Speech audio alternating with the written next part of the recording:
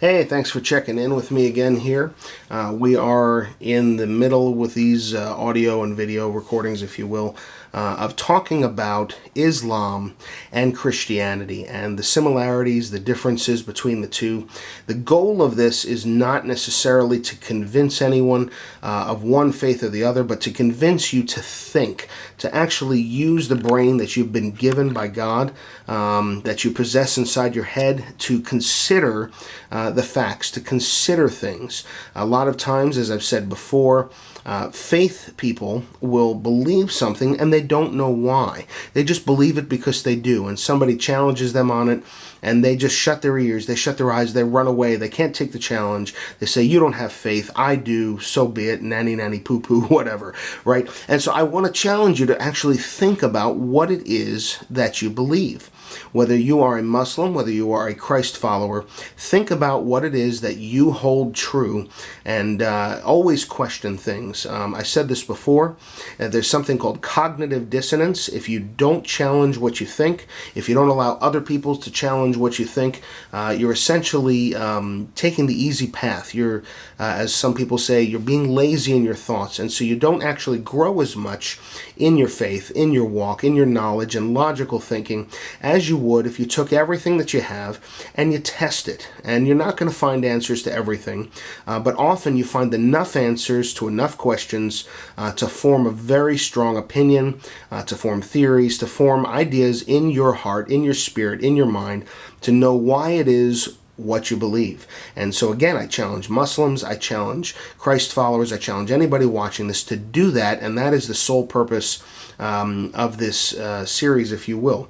And so today we're going to talk about, from the Muslim perspective, who is Allah, or who is God. And so just like in Christianity and Judaism, Islam teaches a monotheism view on God, or on Allah, the belief that there is only one God. Now, Muslims worship Allah, who they believe created the universe in 6 days and is in complete control of all things, while He is eternal, omnipotent, omnipresent, and omniscient. Muslims believe that Allah Himself is not knowable, and they cannot have a personal relationship with Him. Now, this is drastically different from the view of Christianity, and slightly different from the view of Judaism. Obviously, having a personal relationship with the God of the universe is something that a lot of Christ followers hold dear and true in their heart, and they believe that the presence of God in their life constitutes that. They go very deep into that. It just happens to be something that's very precious to those of us who follow Jesus. And so it's diametrically opposed to the view of Islam, which says that God cannot be knowable, that there is no possibility of relationship, and that He is just He's just there. And so I'm challenging that thought. Think about why it is that you believe that, whichever side you're on. Why do you believe that He is knowable? Why do you believe He's not? Why do you believe that you can or cannot have a relationship with the God of the known of the universe? And so, rather than fellowship with God or fellowship with Allah, Islam is concerned only with allegiance to Him and total submission to His will. Now, in Christianity, we do have radical Christ followers, or radical people who call themselves Christ followers, who believe in allegiance and total submission.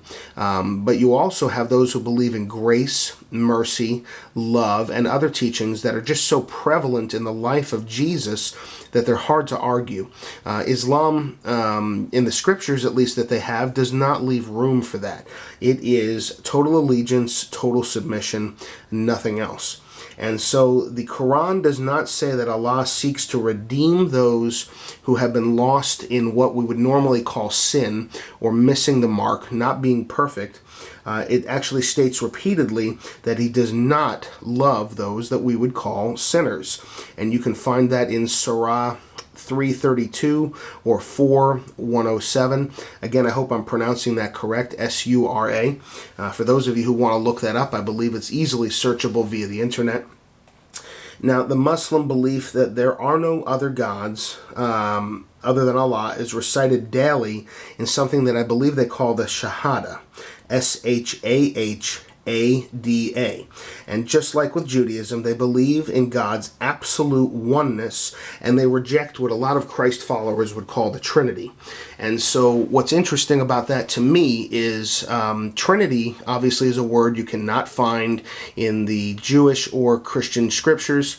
It is a word that we have made up to just describe the nature of God, because we know the three main persons or manifestations of God, from a Christian perspective, of course, are Jesus, the Son, or the Son of God. We have God the Father, and we have the Holy Spirit.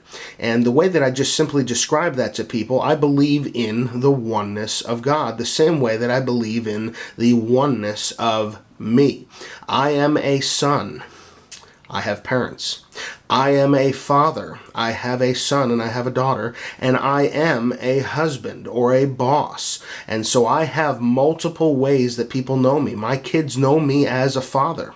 My wife knows me as a husband, and my parents know me as a child, but I am Joe. And so God is God, but he plays the roles or has manifestations according to Christianity, or the Christ followers' belief, of the Father, Son, Holy Spirit, the rock in the desert that the water came out of, that Moses struck with his staff, the cloud during the day, the fire at night. There's all these different manifestations of God. We seem to, as Christ followers, have focused on three: Father, Son, Holy Spirit, and so the word Trinity was born. Don't get hung up on that.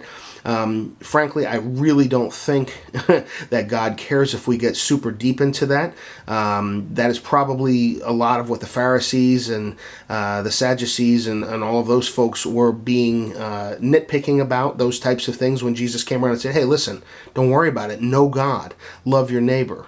And so I challenge the Christ follower, I challenge the Muslim to do that, because again, we went over in previous discussion here, in a previous discussion, that Muslims do believe in the Torah, they do believe in the Bible, and I challenged you to think about, if God preserved the Quran, why could Allah not preserve the Torah and the New Testament, the Injil that was brought about, the Gospel of Jesus, and also the Psalms of David. We talked about that.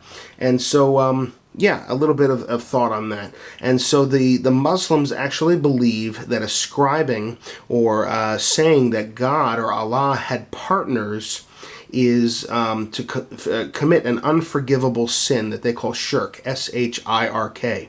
And by this, if you haven't caught on, what I mean is that God had a sexual relationship with someone to bring about Jesus, or a partner that is an equal, something along those lines, right? And so, so Muslims don't believe in that. They believe that if you believe that, it is a terrible, terrible sin. And so I just go back to where we talked about the fact that the Quran says that Allah does not seek to redeem people, that they are lost in sin, that it states repeatedly that it does not love sinners. So what is it, if you actually question that and you find something like that to be something worth asking questions about?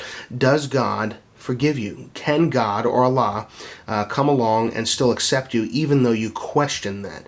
Questions, in my opinion, are always good. You're always trying to learn.